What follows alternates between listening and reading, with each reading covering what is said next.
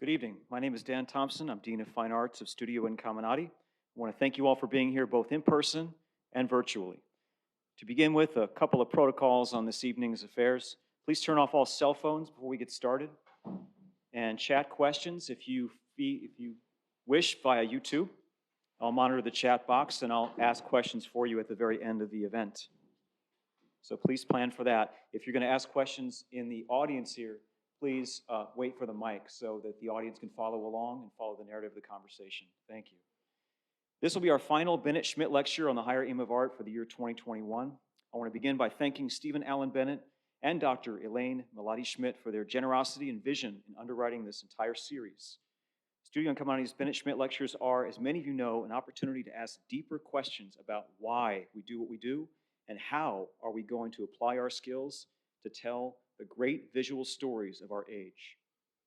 Tonight's speaker is an old friend of the school, one of our original teachers, maybe a future teacher, and one I can honestly say whose life was profoundly impacted by Studio Incamminati. Michael Grimaldi studied painting and drawing at the New York Studio School, the National Academy of Design, the Art Students League of New York, and performed independent studies in anatomy and dissection at the Facultad Medicina in Buenos Aires and the Drexel University College of Medicine. Grimaldi has taught drawing, painting, and anatomy for over 20 years at various institutions, including the School of Visual Arts, the National Academy, the Pennsylvania Academy of the Fine Arts, the Art Students League of New York. He has also taught advanced artistic anatomy at Drexel University College of Medicine's Department of Anatomy and Neuroscience. Grimaldi has received numerous awards, including the Alma Shapiro Prize, an affiliated fellowship at the American Academy in Rome, the Edward G. McDowell Travel Grant, 2 Elizabeth Green Shields Foundation grants, and most recently, a residency in Nevada. He has exhibited at museums and galleries around the world, including the Mori Arts Center in Tokyo, the Arnault Museum in Almira, the National Academy Museum, the Beijing World Art Museum, the Pennsylvania Academy of the Fine Arts Museum, the Woodmere Museum, and Fontbonne University Gallery in St. Louis.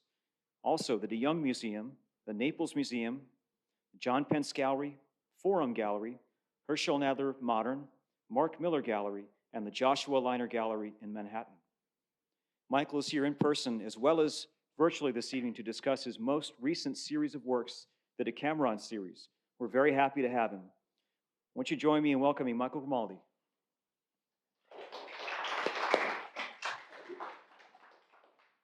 Thanks, Dan, and thanks for having me back here. The space looks beautiful. Congratulations. So, well, I'm Michael. It's nice to meet all of you.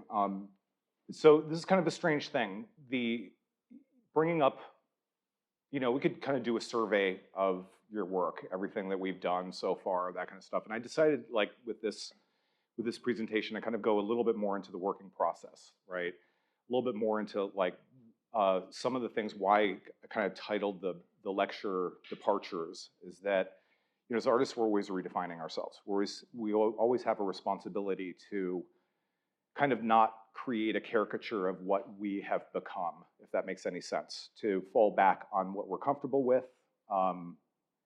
As Goethe said, there are many dangers in life and safety is among them. So I wanted to kind of get into a little bit of, before we kind of go into the images and stuff like that, I started off as with an extreme interest in science, as you could probably figure out with the anatomy stuff, drawing all the time, but primarily started off as a painter, right? And probably about, oh my gosh, almost 20 years ago, started making a very conscious decision to start altering that towards drawing, monochromes, things like that, right? I'll try to get into why that happened, why that sort of evolved in a certain way. And I might as well just start kind of going into some of the images here. This is going back about maybe 14 years ago, something like that. It was a street scene in Naples. So large scale work drawing on paper, graphite drawing. And a lot of the time, like, what happened with me, I think, was, our education, when you go through kind of traditional training and things like that, everything is revolving around the study of the figure, right? With kind of my interest in anatomy as well, that became like really a kind of heavy load to bear, right? And so when I was kind of like working more and more, I started realizing like, it was actually a little bit easier to start setting up a narrative structure, you know, with things that were not figure-based, if that makes any sense, right? And so I think for a long time, a lot of my work was really kind of focusing a lot more on, you know, genre scenes or interiors or exteriors, things like that. You know, a sketch from a Florentine doorway, well, the last time or the time before I was in Florence. You know, and one of the things that was a lot easier for me to kind of look at is the abstraction when you're seeing something that is non-figurative, right? Figure has a heavy psychological load attached to it, right? We always make an association with things like that. In a lot of ways, like growing up in New York City in the 1970s and 80s, you know, I was influenced a lot by the works of the abstract expressionist painters, right? Robert Motherwell and Franz Kline and all of these kind of amazing artists whose work are very different from what I do, right? Which has a kind of natural tendency to try to describe things, but found it a lot easier to start getting a little bit more into the abstract structure of images, and to kind of, in some ways, kind of avoid the laden, the heaviness of the figure itself, right? And the kind of ramifications of that. Still life in my studio of objects. And so even objects that are more humanoid, they're, you know, the abstraction was a lot easier to start kind of getting into. And then as a result, sort of being able to kind of create a mood, right? Or create a tone that I could respond to as an artist that sort of operated on, to a certain degree, on a certain degree of ambiguity, right? So that's going to be something that we're going to really talk about tonight, is the sort of relationship of clarity and ambiguity. You know, as a representational painter, you represent things, right? It's kind of representational, it's realistic, right? But in another way, there's a fundamental flaw in what I kind of see with the struggle of being a representational or figurative artist, in that description becomes finite, right? So this is an interior of my living room at the time.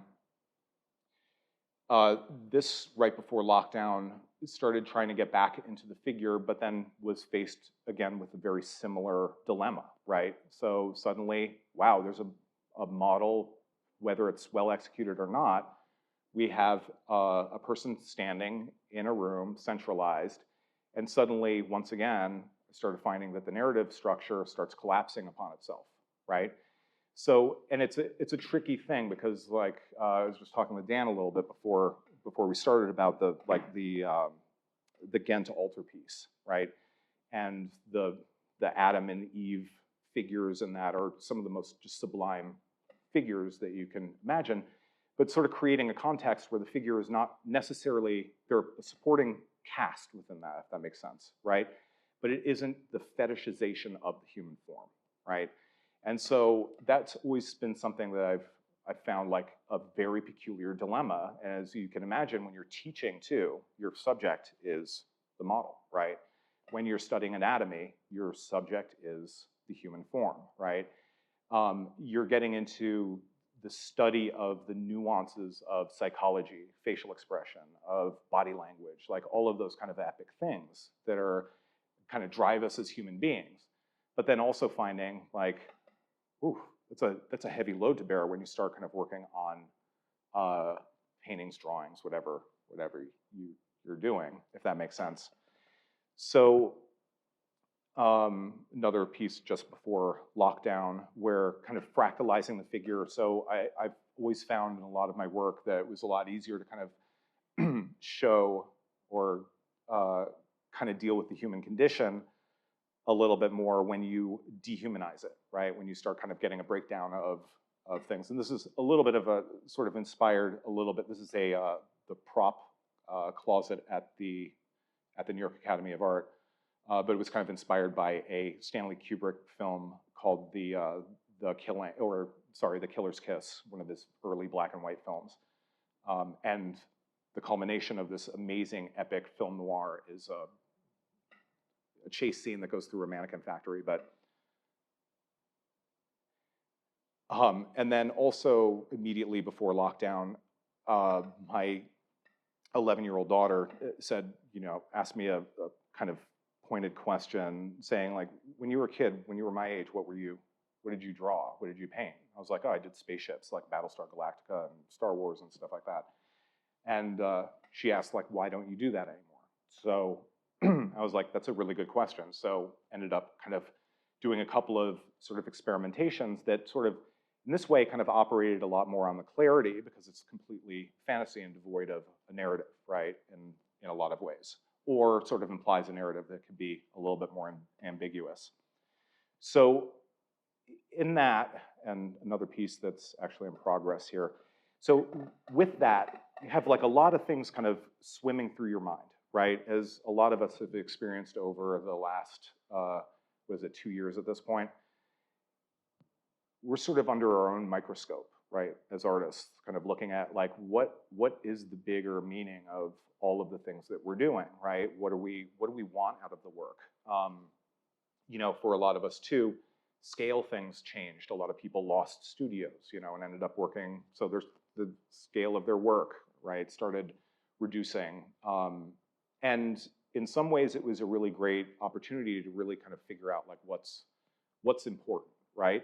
And then also having a little bit of like a, existing within a Petri dish where you can sort of examine that big existential question of why am I doing this? Like, why am I waking up in the morning? Why do I find what I'm doing important? Which I think is a really critical thing for a visual artist to do, or an artist or a human being to do, right? So kind of going into a lot of the things that I was like kind of researching here and trying to kind of let fester in my mind, right, or kind of ferment and kind of go through things, was that idea of the power of ambiguity, right, within something. If you're spelling out some, let's say if you kind of let's say if you're constructing an image, right, and that image is too blatant, too clear, right? In some ways, like I feel like your response is very quick. You have a good, strong readability of the image, right, and then you kind of lead it. All of us have seen movies where it's sort of like we're along for the ride, right, and you leave the movie theater or you finish the novel, and you kind of feel like, okay, got it, and you're never going to think about it again, right? If we think about the great movies, right, if we think about the great works of literature, you can think about them for years afterwards, right? You can kind of revisit these things. You get a different reading of it when you're, reading this book at the age of 14, or at the age of 25, or at the age of 35, or at the age of 50, right? And we find that with paintings a lot of the time too, right? I mean, going to the Met, you look at the one, the Pareja by Velázquez, and I remember that when I was 19 years old, seeing that, I think for the first time, and having a very profound relationship with that piece, but then it only magnifies and gets stronger, right? So it's a difficult thing to kind of grasp. Now, if we, so here's where I'm going to start going down off the deep end a little bit here. So this is an Ecuadorian doubloon that there's chapter 99 in Moby Dick, right? It's called the doubloon.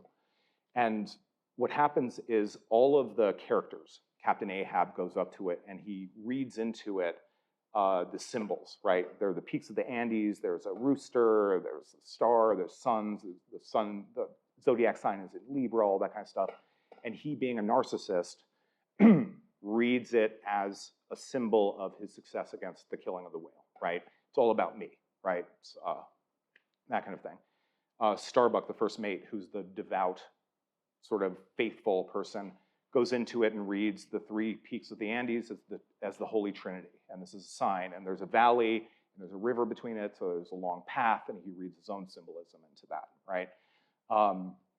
Another another one of the mates comes in and is just like, oh, it's the cycle of life. The guy that's very open-hearted and just kind of comical. He's like, oh yeah, we go through this whole ordeal and we come out peachy in the end and everything's all great, right? And the last one looks at it and says, well, it's worth $16 in gold, right? The pragmatist. And I could buy this many grams of tobacco with it, right? And so it's kind of a really interesting concept here because like that subjective interpretation, I think, is only allowable when you have that certain degree of ambiguity in something, right? And I think like eventually when I start showing my own work here, it's going to be not so much that it is a successful execution of that, but more just kind of identify what that struggle is, right? So in the, if you also take, let's say, a great film, Akira Kurosawa's Rashomon, right? If we think about the narrative structure of that, it's essentially about, you know, 4 characters witness the same crime, witness the same series of events, and have a very, very different interpretation. And so coming out of that, this overwhelming sense of what is the meaning of any of this, right? Who's right? And we start realizing that we don't necessarily have, you know, an idea of what the truth is.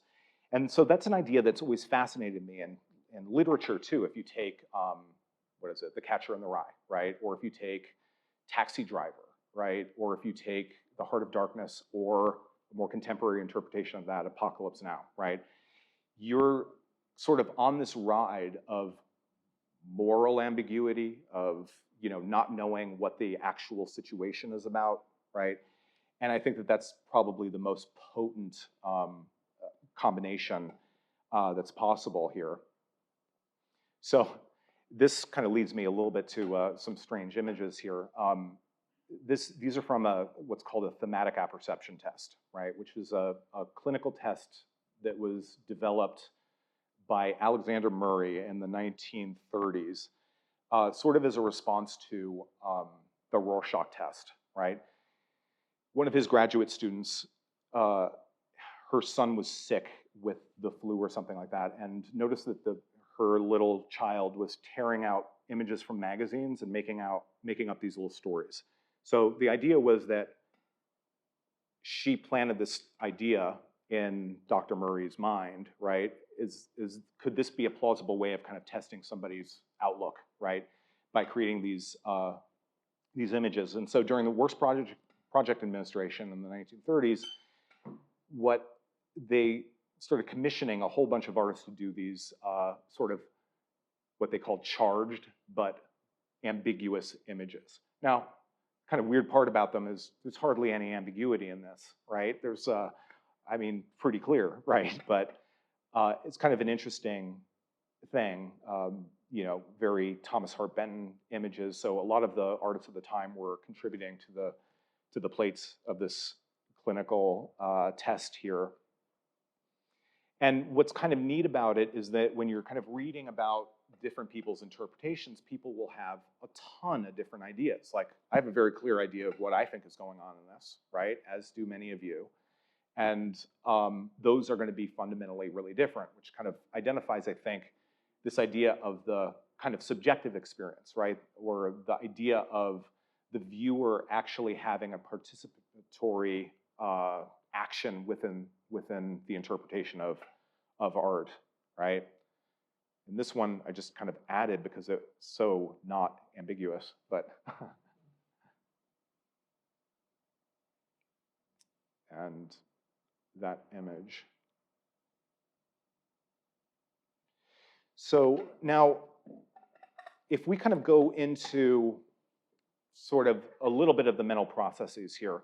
So this is a plate from probably every psychology book ever developed, every psychology textbook.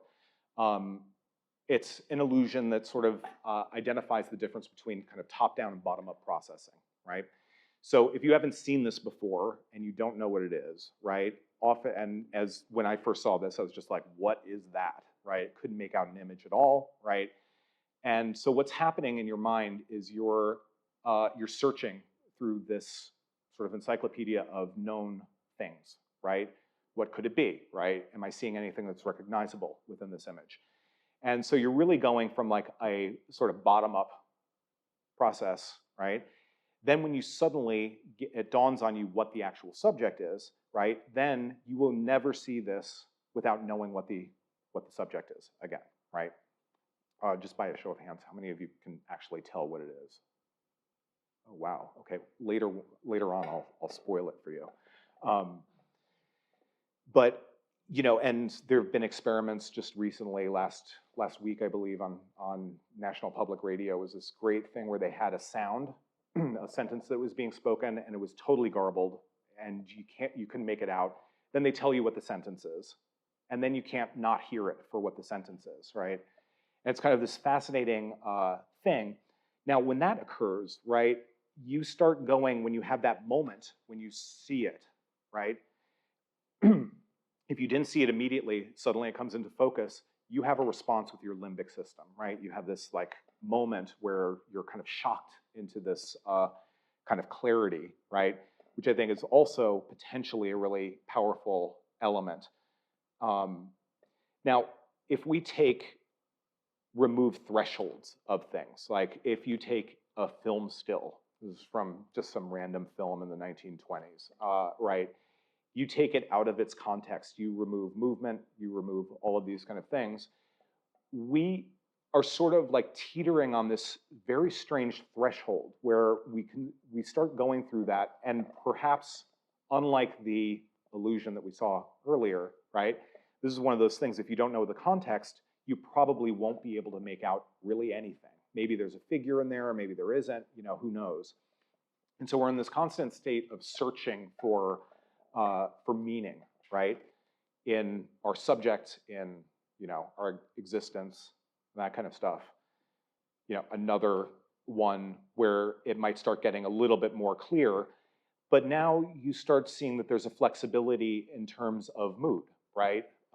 Is this a sinister image? Is it a heartwarming experience? Are they just on a joyride in their old, you know, Model T or whatever that car is? What's going on in this image? And I think there are a lot of artists that have sort of functioned really effectively in this language here, right? So this is, I forget the name of the series. It's Gerhard Richter, the September 77.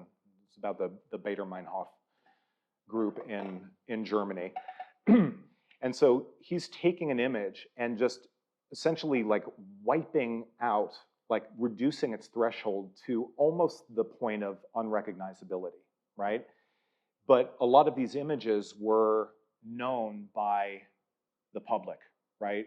These were basically like the Zapruder films to Americans, right? The Zapruder film of the Kennedy assassination. These were so etched in the consciousness of, you know, Germans in the 1970s, right? These images, that there was that kind of moment where you're looking at this blur, and these are like huge paintings, you know, have almost zero threshold to them. You almost can't make them out until you're like 45 feet away from them.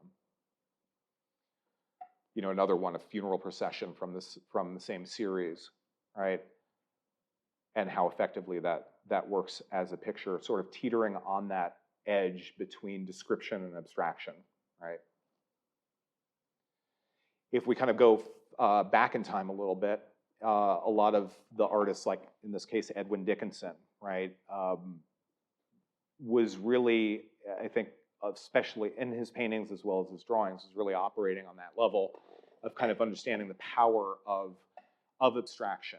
And he was interesting, like as a teacher at the League too, he was one of the few figurative artists that was embraced by the abstract expressionists, and one of the few like abstract-ish contemporary avant-garde artists that was really accepted by the figurative painters and draftspeople. So he was a huge influence to me. Like this one, another Dickinson drawing, where it's almost like, okay, I think that's a lion. I'm not really 100% sure, but it's just this compelling image, right? And seems more evocative by that idea of not quite understanding what's going on in the image there, right? Now, so if we take, this is a piece by Walter Tandy Murch, one of his more recognizable ones, a lot of his drawings, right, I think really operate like taking out of the experience of, you know, standard still life, you know, where everything is hyper represented. You know, he talked a lot about how he's not interested so much in the object itself, but is interested between the air between him as the observer and the object, or the sound that the object makes, right? As kind of dealing with, I think, a lot of really interesting things for a representational painter. And it was surprising to me, like, how coherent and representational his pieces are. He was studying with Arshile Gorky and a lot of more cutting-edge avant-garde people, you know, at the time, and was exhibiting with Pollock and Jasper Johns and Bob Rauschenberg at the Betty Parsons Gallery. You know, one of his drawings where he starts introducing a little bit of the kind of, one of the big elements of the zeitgeist at the time was the chance occurrence, right? If you take the music of John Cage, who's putting, you know, prepared pianos, putting erasers and nuts and bolts and things like that, having a certain influence on the work itself, like applying a structure to it, but then also having a form of entropy, right, within that. Merce Cunningham, you know, a lot of the conceptual artists at the time were dealing with that element. And he was doing that more and more. His early work was very ultra representational. He was an illustrator for Scientific American and a lot of things like that. But then you start seeing him getting into this power of the piece where he's just breaking that threshold down. And the pieces, I think, just become more and more poignant, right? Another, it's like a pen and ink, ink charcoal drawing of his of a rock. I think this one was titled The Meteor. I'm not really sure though. Then on the other hand, right, you have this other thing where I was finding, like, throughout my life, Japanese woodblock prints, and especially like shunga pieces, right, are so, like, so we're doing an about face here for a second, right, are so loaded with narrative, right? These were descriptive books, right? These, the shunga pieces, right, kind of telling a story where it maybe wasn't clear enough, there's all this writing on the side, right? And kind of getting to this idea where you're getting some pretty intense subject matters in a lot of, like, the, if you take like a battle scene by Yoshitoshi, it's just a bloodbath, right? If you're taking a lot of the erotic prints of Hokusai and some Hiroshige ones, you know, you're finding, like, wow, how does that function? Because you have such a clarity of the subject matter, right? And then you start kind of getting into this idea of is there an interface, like, with the stylization of the form, right? Is that helping as a vehicle? You know, so another piece. These, the last two, I'm not 100% sure.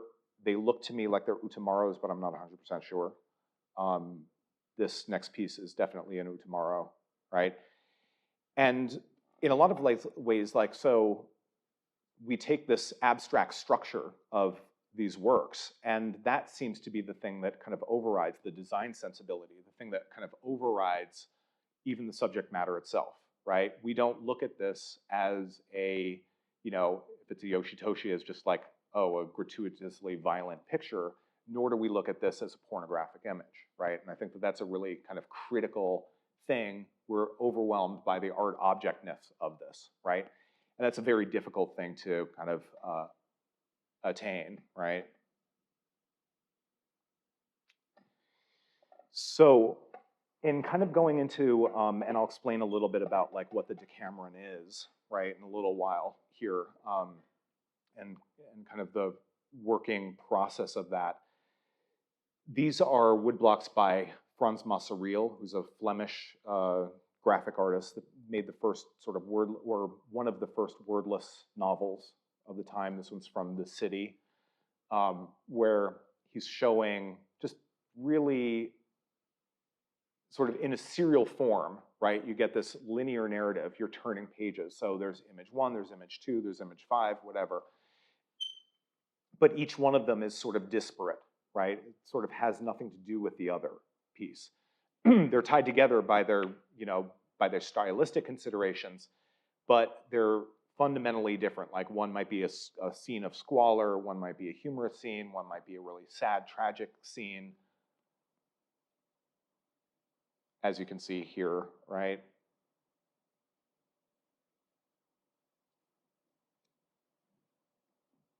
And so that idea of having something, as a draftsperson and visual artist, whatever, at least I always think about the one piece that's important is the one that you're working on, right? When it comes down to it, nothing else matters. The precedence for it doesn't matter. The pieces before it, the pieces after it don't matter. It's just the efficacy of that one single piece. But then what happens when you start putting it into a linear narrative? What happens when you start kind of taking some inspiration from literature, which is a very linear progression through a narrative, right? Or if you're taking a film, something that you're starting and ending at a certain point, what happens when you start piecing together images within a certain context, right? Are some of the questions. Now, like material-wise, so graphite has always been just like my default working material, right? This is a piece by Robert Riggs, sort of very underappreciated artist of the 20th century. And a lot of these pieces are lithographs. And so lithography has a kind of very peculiar sensibility about it, right? It's a greasy thing. It's drawn on stone. It kind of, after the whole printing process thing, it leaves these like ridiculously insane blacks, right? That are just can't be competed with. If you're familiar with like Kathy Kollwitz's lithographs and things like that, they're just like as a component of that, or the potential of the material, it starts setting up a different kind of sensibility and almost formal quality to it, like where things are much more graphic on one level.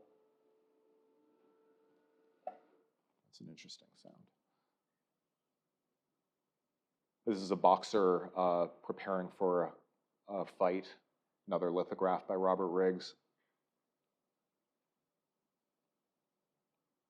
And one of his more exhaustive ones, more resolved ones, I should say.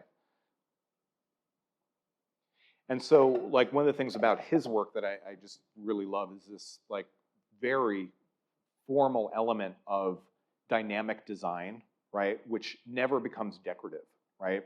Thing about his work that none of it is pretty, right? All of it is just this brutal, banal, just kind of like crazy thing. But within that is so much gracefulness, right? And how do you navigate those very opposing worlds, right? Within the construction of work, which now I guess starts leading me into the Decameron itself, right? So we've just gone through something kind of spectacular that humanity has gone through pretty much every 100 years for as long as we can remember, right? The plague, right? Or our version of it, right?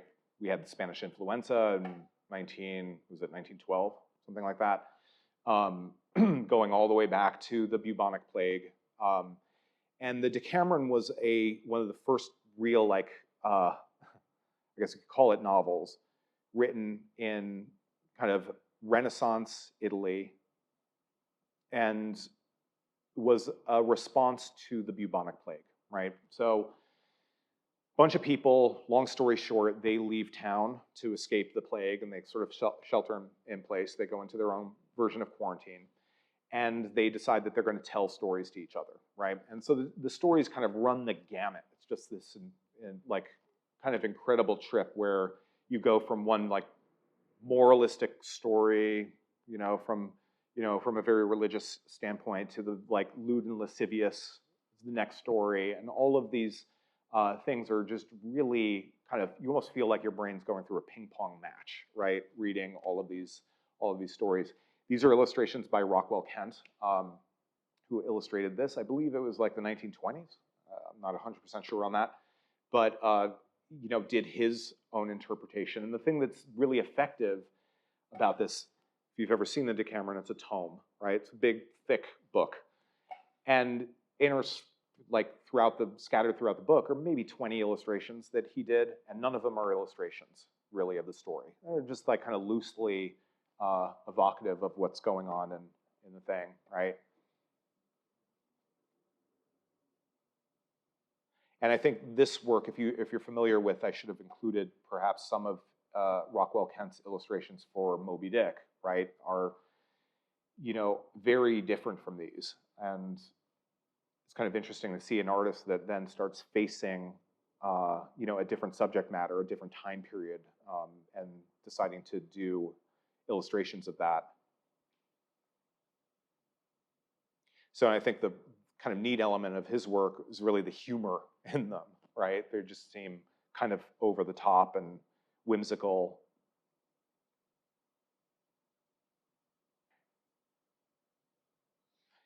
And so those ideas were always banging through my head over this time, like how could I really start getting the figure back into work and feel comfortable about it, right?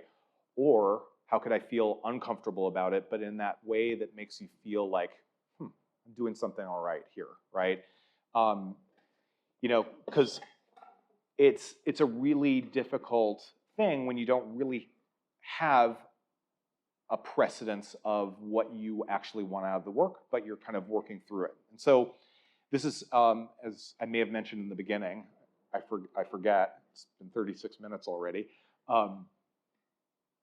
talking about that strange dilemma of like, is this working or not, but then also presenting something that's a work in progress, right?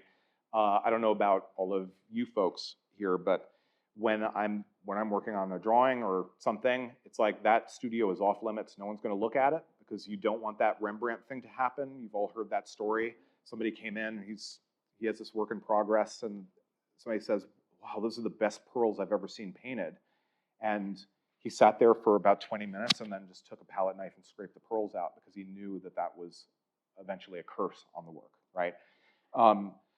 So I'll talk just a little bit about like what leads into this. Like a lot of this is, you know, starting off, a lot of the works are essentially just thumbnail sketches, mostly from imagination, sometimes, you know, based loosely on film stills or whatever, anything that you could identify.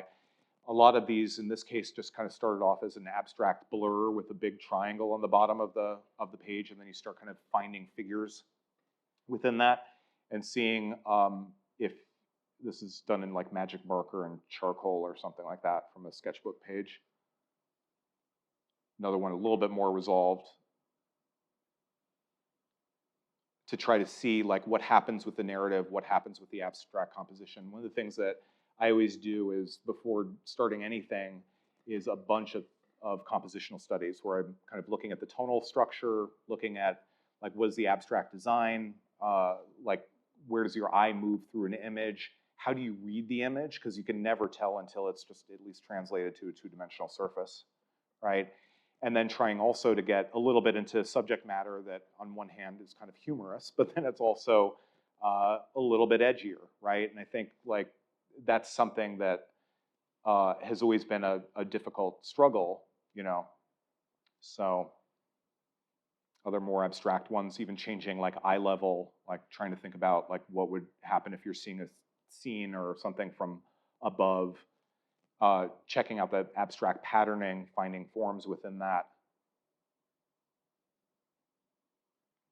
to kind of serve as a framework and kind of looking at the kind of general dynamics that are within the pieces.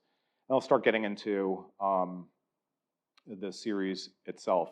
It's strange giving a monologue because usually when I was telling Dan earlier how we're both used to when we're giving lectures, we have our back to an audience and we're drawing on something and talking about it and asking questions of people. But so kind of going through this group, like what I wanted to really do with it was to kind of experiment with what happens if you really become an unreliable narrator. What if you have a colleague of mine, a sculptor, showed me this amazing article on an essay on Anselm Kiefer. I think it was called The Slippage, but it's about lateral slippage of the narrative, which I thought was just the perfect explanation. In Anselm Kiefer's case, you know, it was really kind of taking like how he has very sort of right-wing imagery coupled with very left-wing imagery. Let's just kind of simplify it there. But kind of looking at like what would happen if you even changed the time period? What if you had something where you have a narrative structure where something is, and this is designed to be the first piece in the series, right? The Plague Doctors, right?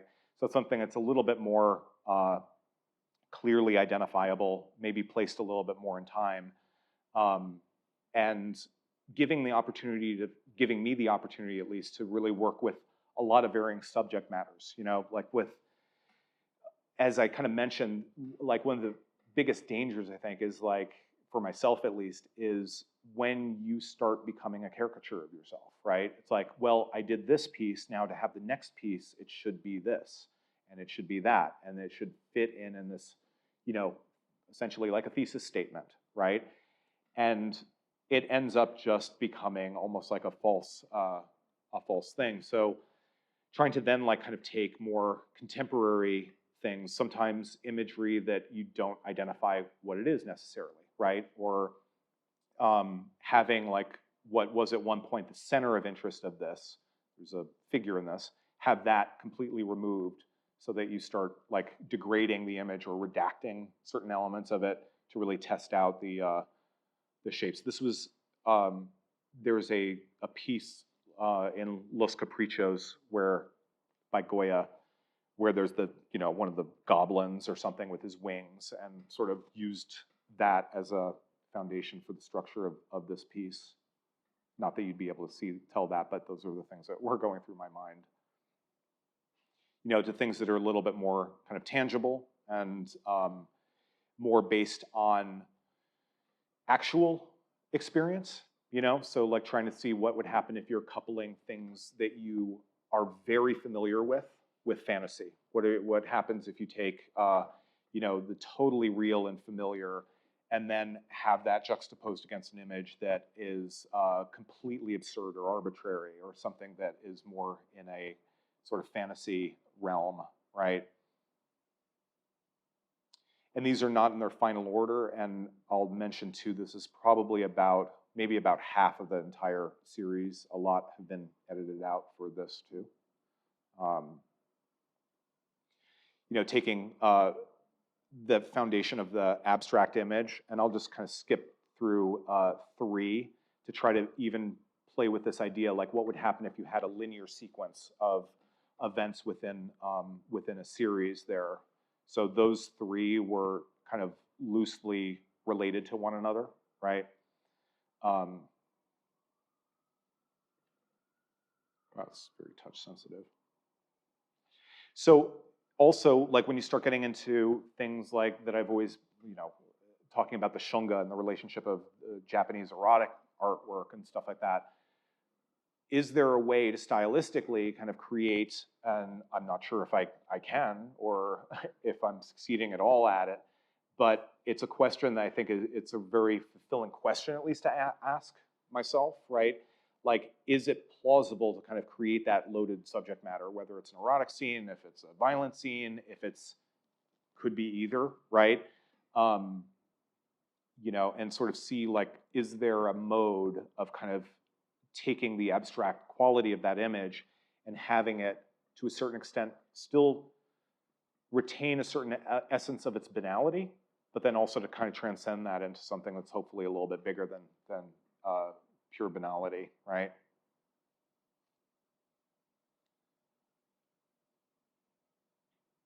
And ultra banal.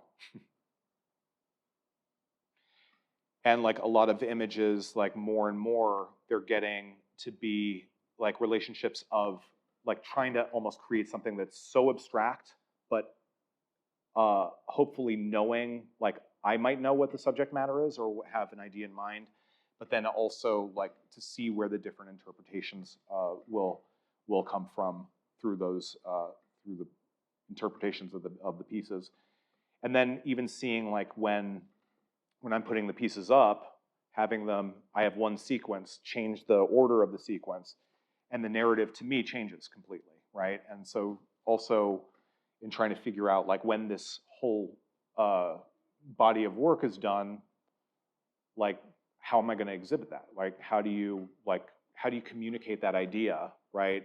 And realizing like the addition of one piece or taking out a certain piece, it totally ruptures or creates a different narrative within the structure itself, right?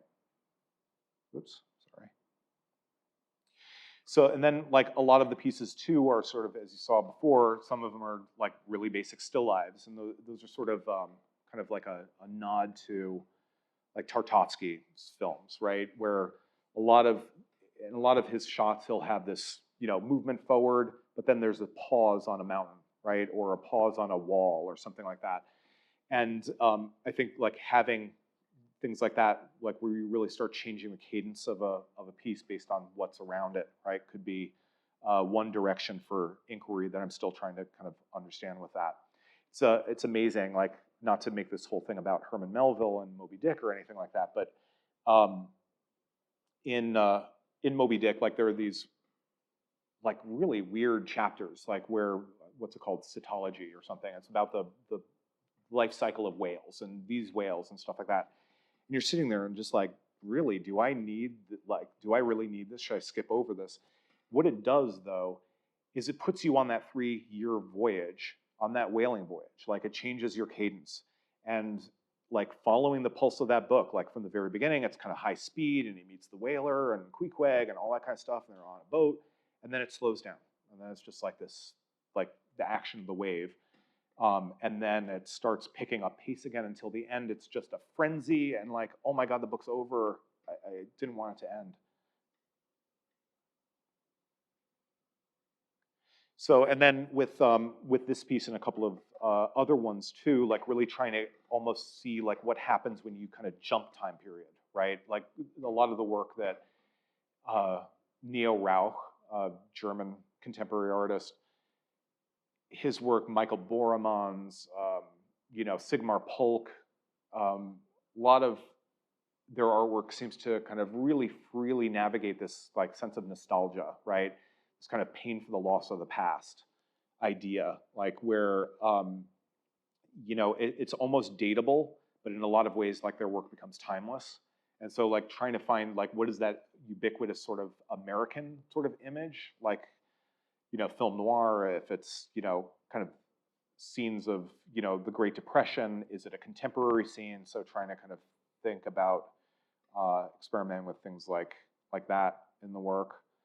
This is one of the first pieces I did for the Decameron series before I even knew it was like going to be what it is or what it's becoming.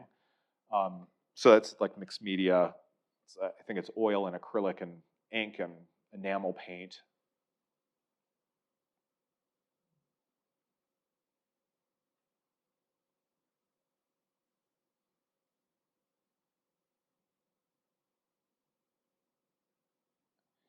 And then, you know, sometimes too, like kind of getting into, you know, again, like what the meaning is of the pieces. I want to kind of see if those are clear, if they're evident, if they're not, if they, you know, if they change their relationship depending on what the other images are. Then kind of getting into some like more just, I guess, kind of, I guess, more planted, more narrative or more descriptive elements of subject matter, then even getting into things that are a little bit more edgy. This is sort of like directly lifted from a Hokusai that kind of took that and sort of fleshed it out, and also sort of a nod to Duchamp's État donné at the Pennsylvania Museum of Fine Arts. Back to things that are a little bit more tangible and recognizable, and things that are directly related. And then, even though there are a lot of pieces in between this is to be the final piece. It's the largest of all of them, and this one's still in progress. And so that's pretty much it for that present. Oh, there's a couple more. It was out of order, and another one of the still life things. So that's pretty much the visual presentation. 50 minutes, not bad. Okay. So any Any questions or anything?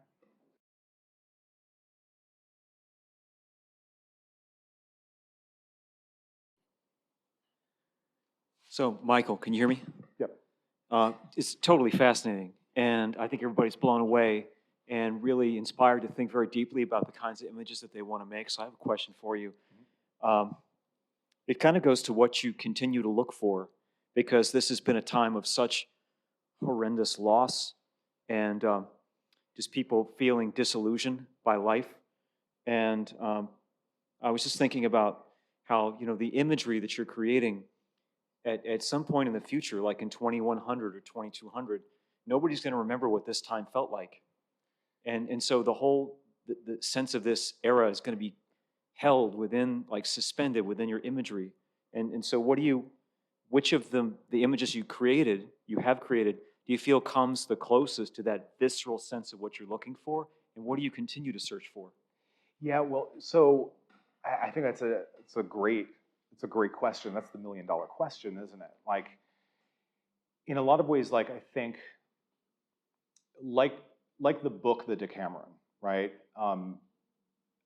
I think it was an escapist book, right? I think it was essentially like, okay, a bunch of people are fleeing, right? But then also, how are they getting out of their own minds, right? So they start kind of going into this whole fantasy world where they're telling these fantastic stories about, with morality and all that kind of stuff. And they're deviating from the fact that they're in quarantine. They're just locked in the same room with someone. So they're kind of projecting this amazing fantasy life on something. I think for myself, like the series, the interesting thing about it was a way for me to depart from what the normal thing is, drawing stuff that's around me directly, right? And through that, like, it was going into this fantasy stuff, it was going into like, scenes of violence and erotica and all this kind of stuff. And then kind of realizing the baseline and the pieces that I respond to the most, actually, ironically, are the ones that are a little bit more touching back into what my existence is. So I don't know if that makes any sense, but sort of like, it's kind of gone through a wave, right? Kind of taking this whole thing where in that inner turmoil, and every single one of us in one way or the other has gone through an absolute upheaval during this time period, right? And it seemed like, in my attempt to kind of get away from that, to go into fantasy, into like doing spaceships marooned on, Europa or something like that, right? In a way, it just kind of returned me back to what I think my work is really about, which is kind of an examination and trying to find a meaning of what's directly around me. So I think, if anything, those are going to be the pieces that kind of continue on, that once I sort of say goodbye to this whole thing, it seems like the lighter pieces too are beginning to kind of pull me into this whole world that's really responding more directly to what I know, which is the world that I'm in, But having come through this tunnel that was, processed through Japanese woodblock prints, or processed through looking at Robert Riggs's work, or looking at like all of these different kind of ideas of that narrative. So, if that makes any sense. And then I think in the end, like when you look at work, from 500 years ago, right? You don't know exactly what the time period was, but I think you're just left with a tone, like if it's the frescoes in Pompeii, right? Or if it's, an illuminated manuscript, there's something that tells you about the human condition through the imagery and the iconography and all of those elements. So that the factual stuff doesn't really matter, right? There we go back to the unreliable narrator. It's like, does it really matter, what the truth of it is? It's interesting, yeah. We have a number of questions through the chat, but do we want to take one in the room? Let me pass the mic over to you. Thank you. Is this good? Are we? Yes? Okay. Hello. Hi. I was really fascinated by hearing how you looked at not only movie stills for the abstraction, but also kind of going into Japanese woodblock prints for this kind of borderline of things that are tangible, but also kind of wrapped in this abstraction and even design, both Mhm. obviously the two-dimensional, but then the narrative, how it also straddles um, like violence and erotica. And I wanted to know if you also look at Japanese sumi ink print or sumi ink drawings, because I find those really fascinating because they're in monochrome. Yeah. And that limitation almost of the, well, for them, it wasn't really limited because they did like a whole bunch of stuff with the sumi ink brush. Yeah. But I always found those spaces in those ink drawings to be really like, I don't know, like I think that what you said about that aspect of limitation I found really fascinating. I wanted to know if you looked at any like ink drawings. Yeah, I do. And the thing, it's interesting. We could talk about this forever, and in some ways, like the, especially with the sumi ink stuff. I could be completely wrong about this, right? But Japan strikes me as a very strong assimilation culture, right? They had a lot of influences, but what they did was then they changed all of those influences, right? So the sumi work is very atmospheric too, like much more than the woodblock, the precisionist sort of linear things that we know of, like when we think of hokusai, or Hiroshige or something like that. And it's interesting because it kind of starts almost responding more to its precursors, like Chinese artwork, right? And the fluidity of the ink and the design elements of that. And it's interesting because I love that work too, but I don't look at it so much because it seems more tackling things that I'm trying to tackle with, right? And so like with the woodblocks, what's amazing for me is that, on a lot of levels, it's like I can't comprehend like how this style even works within it, and I'm fascinated by that, we have examples of that in let's say Otto Dix in some ways, has a very strong stylistic change of people's morphology to do something, right? But they're kind of participating in caricature, and that kind of stuff deliberately.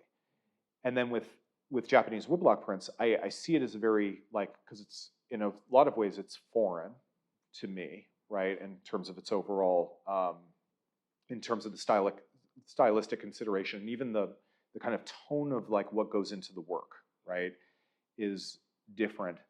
But how well that operates within those languages, I find really, really interesting. And in a lot of ways, like there's similarities, right, between art all over the place. Certain things, dynamics are functioning, the way your eye moves into it for it to be, an effective delivery of what its content is. But it's one that is just, its format doesn't come from the Baroque, where I feel very comfortable. You know what I mean? It's an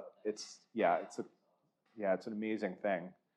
And color, and a lot of the color relationships too are so perplexing. In some ways, the strong experimentations that, let's say, Yoshitoshi was doing when pigments were first, arriving now in the 19th century, right?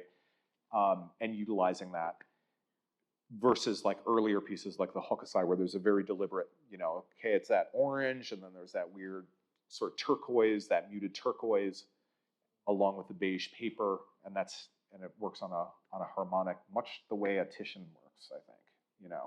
Totally different pigments, right? Totally different outlook, but.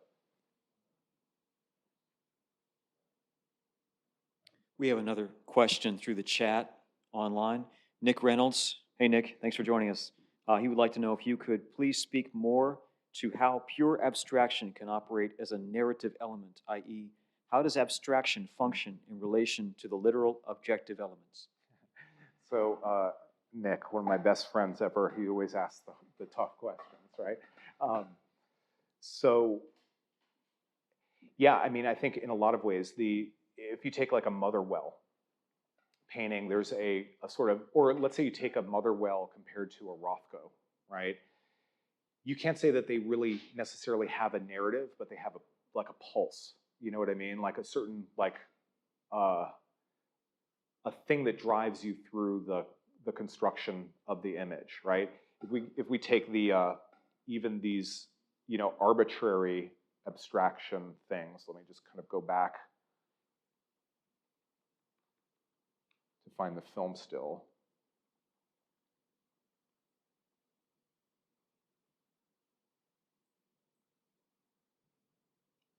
So if you take an image like this, right, it's a pure abstraction, right, in some ways. It might have a foundation representational imagery, but your eye moves through it, right? You sort of have a kind of pulse about it. You know, if we're kind of looking at verticality in an image or patterns, things like that, I think they have the capability of sort of building you into the potential of at least an ambiguous narrative, if that makes any sense. It's you know, it's not going to tell you a story, an illustration, but it can leave a certain tone, right? We could look at this. One person might see it as spirit photography, right? One person might see it as, you know, is it a scene from Fritz Lang's M, right? Is it, you know, no one really knows what it is, right? Or I don't even remember what film this is from, honestly. But how it kind of, what abstraction means, what abstract means, it means something being taken out of its appropriate context, right? And I think in that way, that's how abstraction can help to operate and kind of alter the way that narrative is delivered, right? If we could sort of accept that idea that a Robert Motherwell has a narrative to it, right? It doesn't have it's non-objective, so it doesn't have a literal narrative within that, but it has a cadence, it has a pulse, it has a certain movement through it. We take a Rothko, it has a very different sort of somber type of thing, and I think that abstract quality changes that. If we look at the abstract elements, the formal elements of Japanese woodblock prints, right, it's a very similar thing. It's utilizing that abstract design to motivate the narrative. Or, boy, a great example of that, I remember when I was at the art students, like passing by an abstract class, and always like kind of fascinated, like what do they talk about in there? They're not going to be talking about anatomy, right? What do they talk about? And the person giving the presentation had a slideshow, and on the wall was a Rubens, and he's comparing that to Jackson Pollock.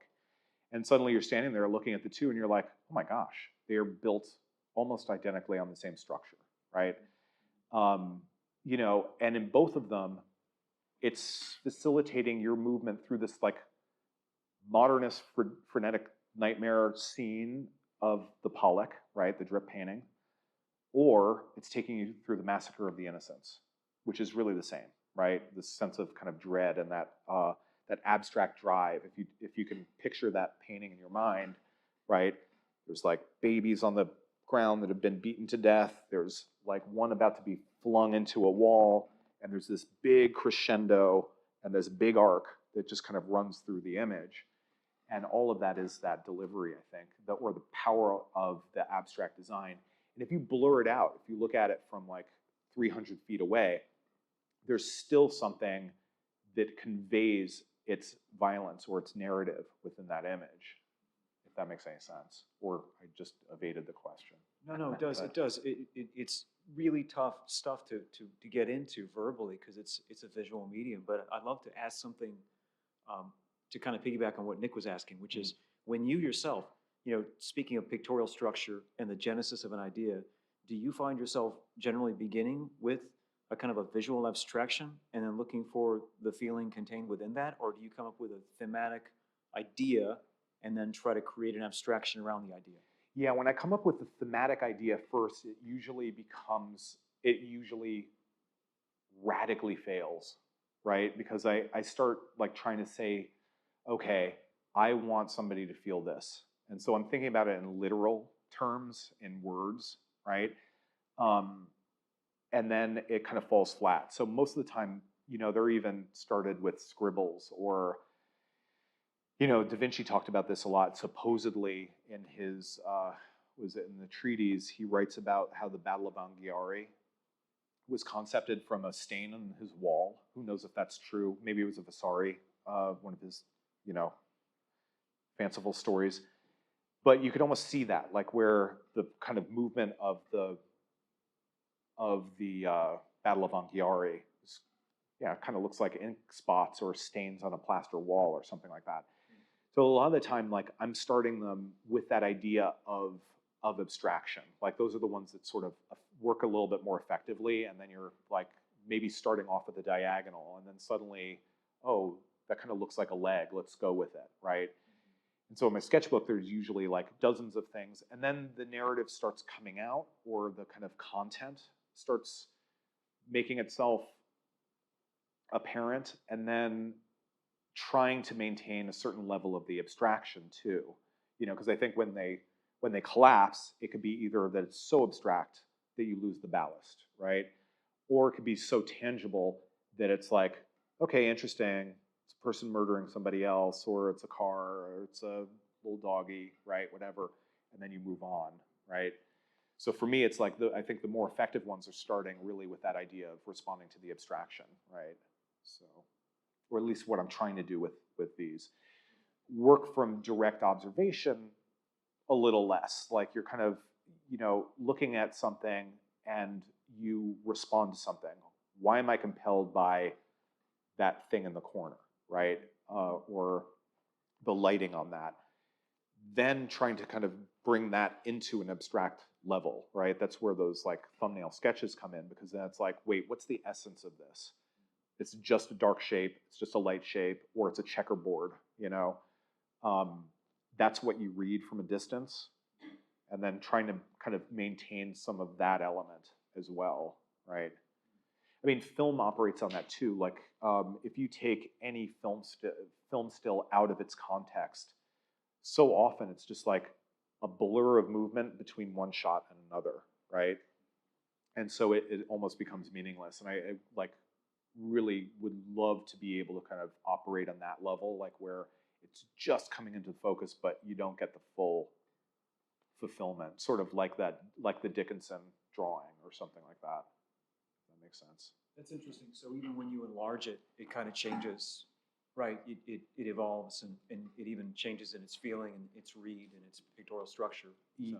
Yeah, and then like formally or technically, like when in working on things too, it's like sometimes you develop something and it totally, that might be the best leg you've ever drawn in your life, and then, but it doesn't operate for the picture, so then the sandpaper comes out, right? Or, something to obliterate it, to sort of free you from that curse, you know what I mean? And it's a really interesting relationship, like that creation destruction language that I don't think I really participated in as much as I am now. Not that that's the right thing, or if it's going to be a lifelong emphasis, but that idea of kind of allowing yourself to, like a sand mandala or whatever they're, where you're willing to let that thing that you've clung so desperately to dissolve and collapse, right? Okay. So, yeah, thank you for that. Helena Larota. Hi, Helena. Thanks for joining us. Would like to know if there are any contemporary recent literature examples that inspire you, like the way the classical ones do. I wouldn't say so contemporary. I'm a little like stuck in my ways, but like, oh gosh, what was the one I was? One I had a really tough relationship with was Mailer. Like, just there's, oh, what's his first name? Help me out here. Norman Mailer. That's it. So, in a lot of his books, he's a really kind of despicable type of writer in so many ways, but then also like really poetic in other ways. The one that I've really gotten into, again, not contemporary, but Nabokov. Like his poetry is just unbelievable.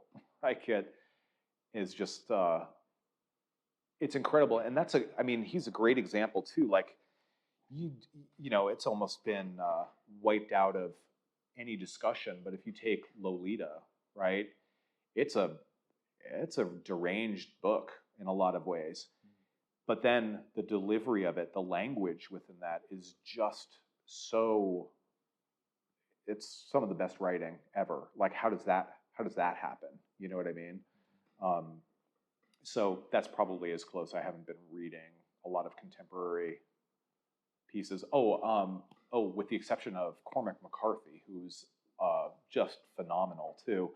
And talk about that edge. Like, Blood Meridian is like the most, I mean, brutal, any of his books, The Road, Blood Meridian, that kind of thing.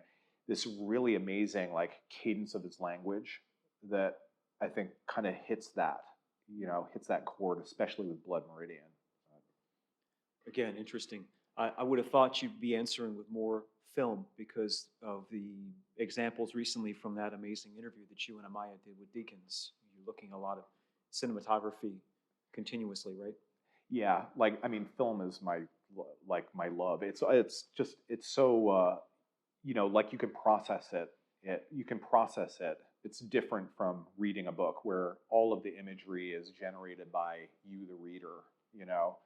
A film is very much about like kind of accepting somebody else's visual art form. And yeah, movies are amazing. Like, I just rewatched, what was it, Raging Bull. And it's just epic and in its visual sensibility. Even things like Apocalypse Now, as I mentioned, it's like, I think that's an improvement on. I love the book Heart of Darkness, but wow, like, this film took that into a whole new language, and one that kind of struck our generation, and because we respond a little bit more, in using the analogy of the colonial sort of point of view of the Heart of Darkness, but then kind of taking it and placing it in Vietnam, and was just a brilliant move. Like, that makes sense. Yeah, fascinating. Another question, that's all right? Yeah. Grace, Athena, Flott, thank you for joining us. Would like to comment, brilliant work. Do you think the representational figure can fall prey to objectification and consumption by the viewer? Is abstraction a way around this? Does it allow greater agency for the subject? Yes, that's what I'm trying to do, is also to come to grips with that as well. That idea of objectification is a really tricky one, and it's one that our culture has to start asking itself. What is the responsibility that one has when you're representing a certain thing, right? In a lot of ways, just, I would like to believe that it's the intention that is going to alter that, but that's not the case. We've seen plenty of pieces that have good intention about how they're being presented or how they're being like responsibly thought of, but fall into that mode where it becomes, objectifies something. Now, in some ways, I think the really tricky question about that is like, what does objectification mean? It sort of means that you're kind of taking away, or the way I look at it, the personal qualities of something. You're sort of taking the human behind the nude, if we kind of deal with, let's say, that aspect of it, right? And then so, is abstraction going to help that, or is it actually going to make it worse in some ways? Because you're essentially dehumanizing even further, right? And so that's something that I think is a really tricky thing to ask, and something that, like, I try not to ask it when I'm doing the work itself, but after the second that pencil sits down, it's like, these are things that we have to kind of ask ourselves as human beings right now. Like, what does it mean to participate in that, to objectify something? Is the mere fact of my looking at something objectifying that in a negative way?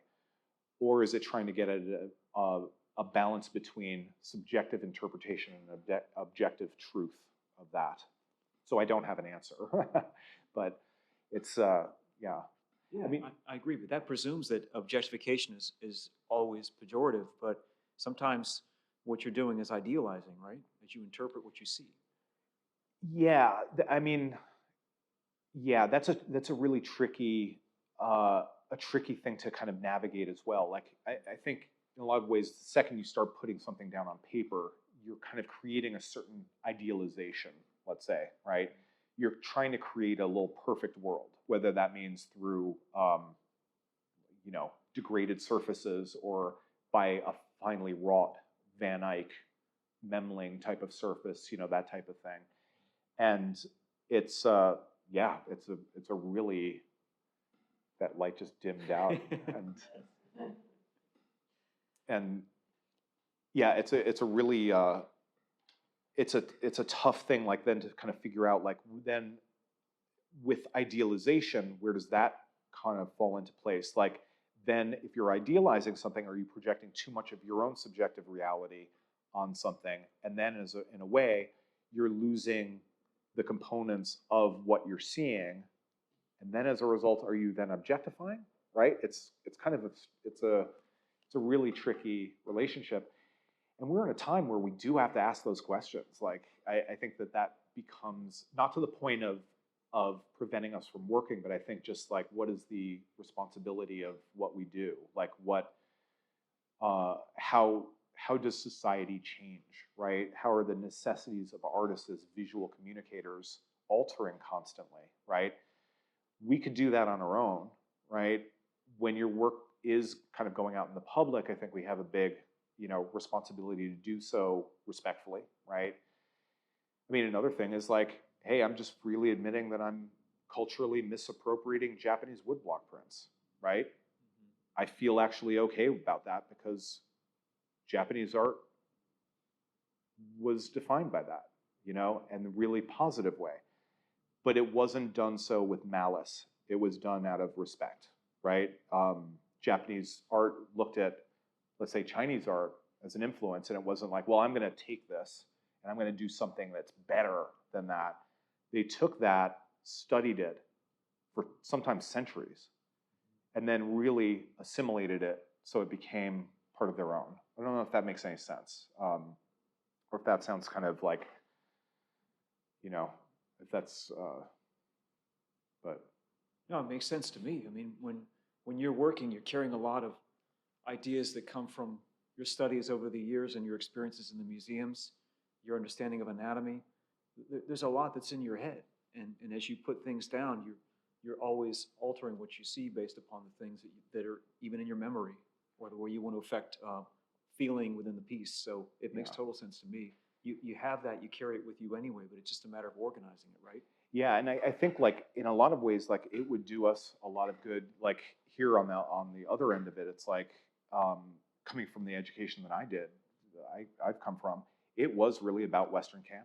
You know, it's like that was it. Like that was pretty much all we knew. And then you know the stuff.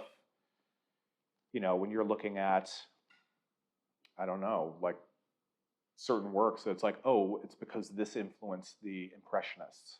You know, Japanese woodblock print was essentially reduced to how it affected the Impressionists in the way that I was taught art history. Mm-hmm. And I think that's kind of really not such a great way of kind of going about things, you know, when it comes down to like, whoa, my gosh, like you look at the breadth of, you know, whether it's Japanese artwork or, you know, art from ancient Mesopotamia or something like that. All of those things really, you know, that is part of what we're within right now, which is really global culture, right? It's so. Excellent. There's a question from Lourdes Maria Ong about something you may know a little bit about. It's Ridley Scott. And she'd like you to comment a little bit on films such as Gladiator and Blade Runner. To what extent do you think filmmakers of, like, you know, Ridley Scott have looked to other forms of visual art for inspiration, such as painting? Well, we know that Ridley Scott was a visual artist, right, before all of this. And, you know, I'm trying to think of the story, like, I believe it was that he was doing a lot of the storyboarding originally, you know, for, if it was Blade Runner or Alien, I forget, you know, where he was able to think visually, right? The relationship that he had to his cinematographers were really kind of different from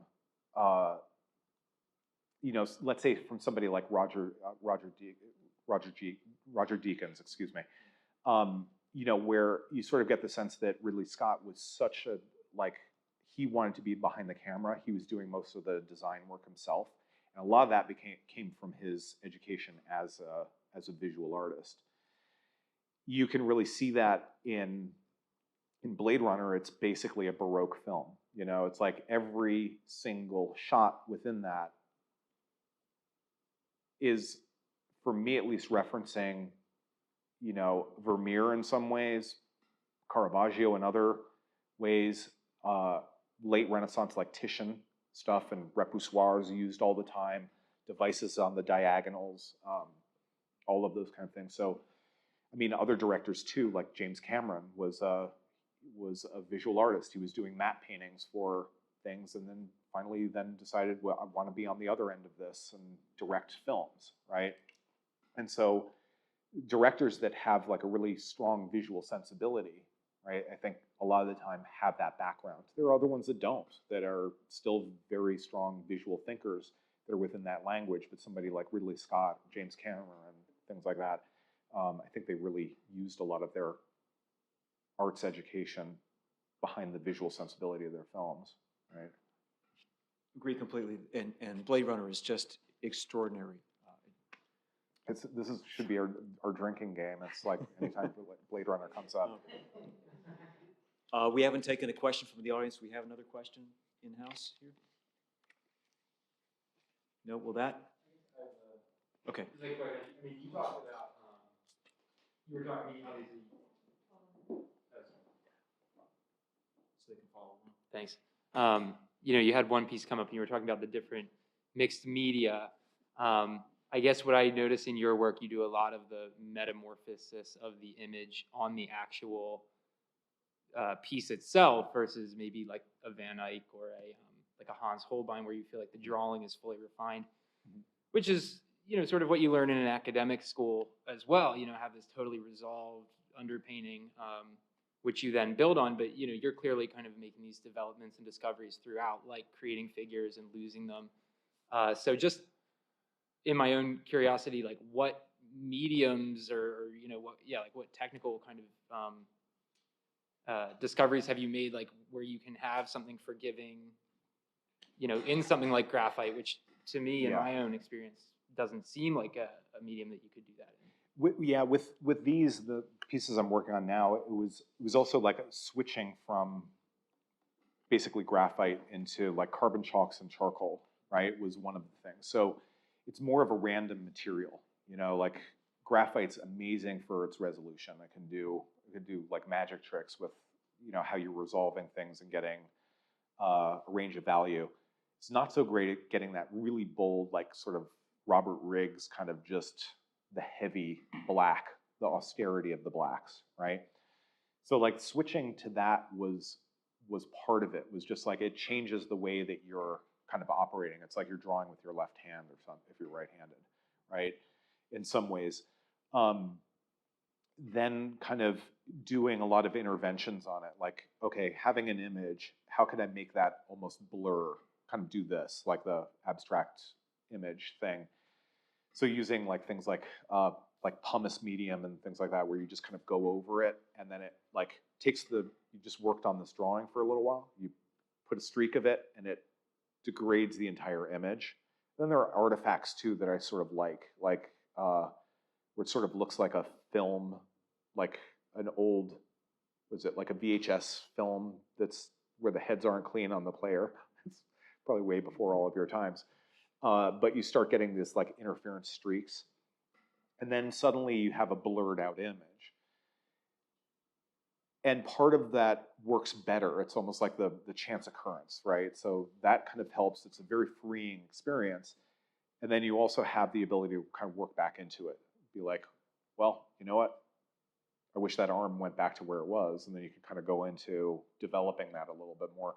And so it's an interesting conversation that you start having with the drawing or painting, as the case may be, where something comes up into resolution, it changes the image, even though the general design is the same. The composition changes, right? Because the composite of all of those elements this part being refined, whereas this is blurry, or this part being refined and that's blurry, or it changes the value structure, or it changes this. All of those things were very foreign to me. Like I think I'm much more sort of coming from that direction that you were identifying, where it's like, okay, get the drawing done, and then let's go to town on whatever we do, right? And this was like really a departure from that, like really feeling that freedom of being able to destroy an image, to get it back, to destroy it again. Sometimes it gets so destroyed that it's like, okay, well, yeah, can't do that anymore. You see what I mean? If that makes sense. But yeah, so it's kind of a fun and oftentimes very frustrating thing too, you know, but it takes me, I think, away from my natural tendency, which is to try to over-describe, right? In some ways, I think that was the transition from painting too, like into more monochromatic media, was that, wow, however much I describe this, the more mimetic the experience could actually get, the less I had a profound emotional response to the work itself. It was like, why is that? Is it just because it's getting too close to reality? Is it because it's, and then having that moment when you see a film in black and white, or if I don't know, if you're envisioning a book and the image in your mind is in black and white, how powerful that could be. Looking at a black and white film too, how you're almost taken out of its context, of the context of reality. You have to imagine a space within that. So I think that can kind of give a viewer a place to operate in that. Looking around chaos and things like that, you could see where that would organize itself really well, or I could see where it could organize itself really well into a drawing. Into a colorful, chromatic painting, not so much. Just that's not my trip. You know what I mean? So. All right, Michael, final question comes from Chad Fisher. Thank you very much, Chad. Is there going to be a venue? Where can we see the works of the Decameron series in person, and when, please? Yeah, I'm working on that, I guess, as we speak. So for a long time, I was really skirting away from the whole experience of actually showing work in totality. Now, as I'm kind of getting to hopefully the conclusion of this body of work here, I'm kind of shopping it around. I'm trying to see like what would be a really good venue, what would the scale of that venue be, and then I'll keep people posted, because I'd really like to get this sort of body of work behind me, but then also try to communicate it, and also kind of respond to the feedback as well, because to see how it's taken, how the work in original is observed, how it's interpreted, what the criticisms of them are, what the praises are, hopefully. You know what I mean? So tell Chad that Okay, as indeed, soon yeah, as please keep us possible, posted on that. And maybe after this recording is itself posted, which we will do so in the near future on YouTube, on this YouTube channel, you could put in the comment section where we could find the exhibition coming up, because we Definitely can't wait will. to see him in person. I'll do that. So again, I want to thank you so much for being here and sharing your immense you. wisdom with us. If we could give Michael a round of applause, please, that would be... Thank you all. And I want to thank you all virtually for being here. Please join us again for the next Bennett-Schmidt lecture on the higher aim of art, with special thanks to Stephen Allen Bennett and Elaine Melody-Schmidt, which will be entitled The Spatial Visual Imagination, coming up January 26, 2022, given by the great Patty Watwood. So thank you all again, and happy holidays.